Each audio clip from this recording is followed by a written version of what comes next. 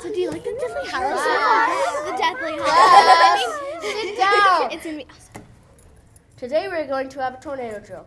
Does anyone know what to do if there's a tornado? Yes. Okay, well, what do you do if there's a tornado?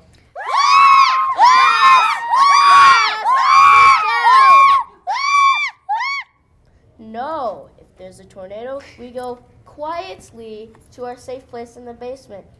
So let's practice this and head downstairs.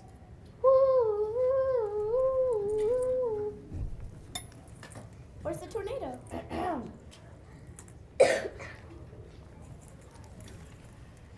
Very good, class.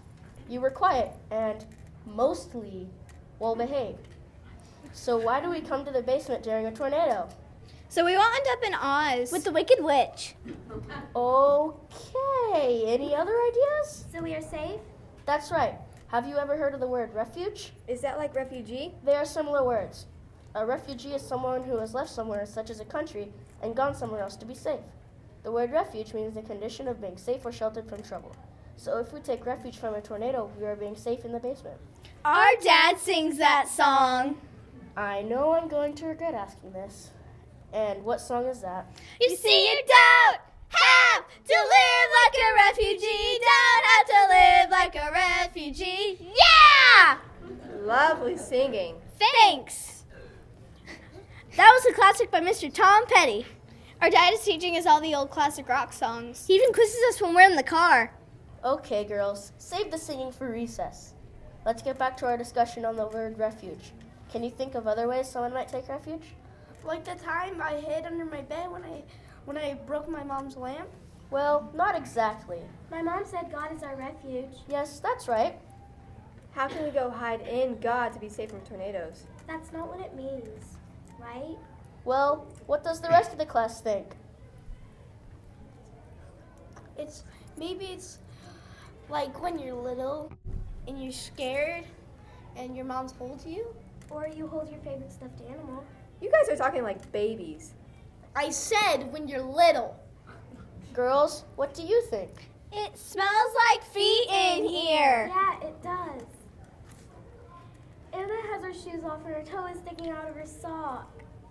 I want to say. Yeah, come on. Let's go. Hey, that's my shoe. Class, sit down. That always works. Oh, gross. Class, take your seats.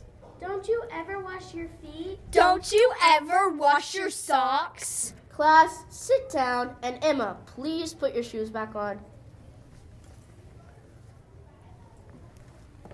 Now, let's get back to our discussion.